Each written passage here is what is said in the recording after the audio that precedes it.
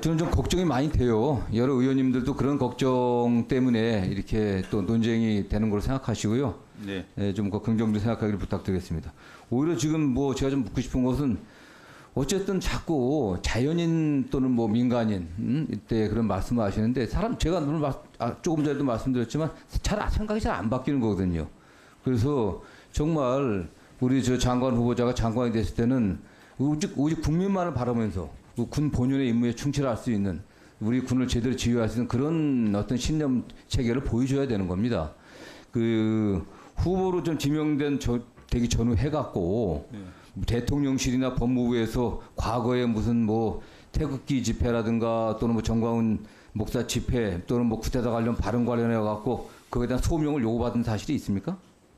5년 정도까지는 뭐 자료를 제출했는데요. 네. 오래된 일이라 그런지 특별히 자료 제출을 요구받은 적 없습니다. 그러니까 그런 게 좀 문제가 좀 있는 것 같아요. 물론 뭐 그건 후보자의 책임은 아니겠지만 사실은 왜냐하면 이게 뭐 공인이 되기 전에 어떤 발언이라고 하지만 이런 발언이 다른 분이었다고 하면은 굉장히 문제가 됐을 겁니다. 임명되기가 사실 쉽지 않아요. 물론 뭐 우리 후보자의 어떤 능력이라든가 자질에 대한 신뢰가 있었기 때문에 임명됐다고 저는 뭐 생각을 하지만 이런 발언 자체만이라도 임명되기 쉽지 않은데 하여튼 이게 왜냐하면 후보자가 했던 여러 발언들 같은 건 쉽게 검색이 되는 그런 사안들이거든요. 뭐 유튜브라든가 뭐 또 네이버 검색만 해도 나오는 건데 전 정부가 좀 어쨌든 이런 후보 사전 검증에서 문제가 되지 제대로 그 검증을 못했다는 생각이 좀 들고요. 또 그 과정에서 또 후보자 입장을 분명하게 밝히지 못한 책임도 있다고 생각합니다. 관련해 갖고서 제가 좀 걱정되는 게 후보자가 어쨌든 그 정광훈 목사가 우리 후보자 주변에 많이 어른거리는 것 듯한 그런 느낌을 받습니다. 이게 지금 어쨌든 뭐 유튜브에 나온 것만 해도 확인되는 것만 해도 12차례나 돼요. 이 집회 참석하신 게. 그래서 우리 후보자에게 전 목사의 어떤 영향력이 상당히 있지 않을까 이런 우려가 됩니다. 과거 지금 우리 정광훈 목사가 언제부터 어떻게 아는 사이입니까, 대체? 정광훈 목사는 개인적으로 전혀 몰랐고 2018년 나오네요. 11월인가 저보고 교회에서 안보 강연을 해달라고 해서 안보 강연하면서 처음 만났습니다. 네. 그리고 이제 연락하거나 만난 개인적인 관계는 없었고요.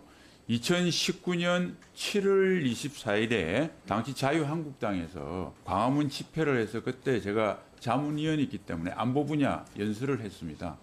그 뒤로 전 목사가 주관이 되는데 사실은 모든 보수단체들이 다 참여했거든요. 그래서 안보 분야 그 집회로 해서 아까 말한 12차례인지 모르겠는데 만났을 때마다 연단해서 만났고요. 그 뒤로는 제가 전 목사하고 연락해보거나 만난 적이 개인적인 인연이 없다는 말씀을 확실히 드립니다. 어쨌든 뭐 이분이 굉장히 좀 뭐 특이하시고 여러 가지 좀 생각이 좀 편향된 분인데 사실 굉장히 참석을 많이 하게 됐고 많이 하셨고 그 당시 뭐 그 후보자가 속한 정당에서도 여러 분 출신 인사들이 많이 계셨거든요. 근데 그들 중에서 사실 가장 과격한 발언을 하셔서 그렇게 되는 거예요. 저는 뭐 후보자께서 이분과 그 외에 개인적인 특별한 인연과 또 인연은 없었고 연락하지 않는다고 하는데 저는 뭐 진짜 장관 되셔갖고 또 이분들의 어떤 영향력에 후보자가 있다는 그런 느낌을 준다면 굉장히 위험할 거예요. 저는 그건 갖고 유의해 주셔야 될 것을 좀 보고 있습니다. 네, 그런 우려 걱정이 되지 않도록 잘하겠습니다. 그다음에 저 홍범도 장관 관련해갖고 저는 뭐 물론 그 역사를 바라보는 입장은 좀 약간 차이가 있을 수 있습니다. 그러나 지금 우리 군이 물론 자유민주주의를 수호하는 것도 우리 군의 책임 아니겠습니까? 뭐 자유민주주의 이념 체계가 있는 거고. 그러나 군의 역할에 가장 큰 국토를 수호하고 국민의 생명과 안전을 지키는 겁니다. 그런 의미에서 우리가 외침을 당해갖고 일본 제국주의 지배를 받을 때 우리 국토를 회복하고 우리 한민족의 어떤 자유와 생명 안전을 갖다 회복하기 위해 싸웠던 독립운동가들의 그런 역사도 저는 우리 군의 전통에 포함되어야 한다고 생각하고 있습니다. 이건 분명히 헌법적으로 너무나 명백해요.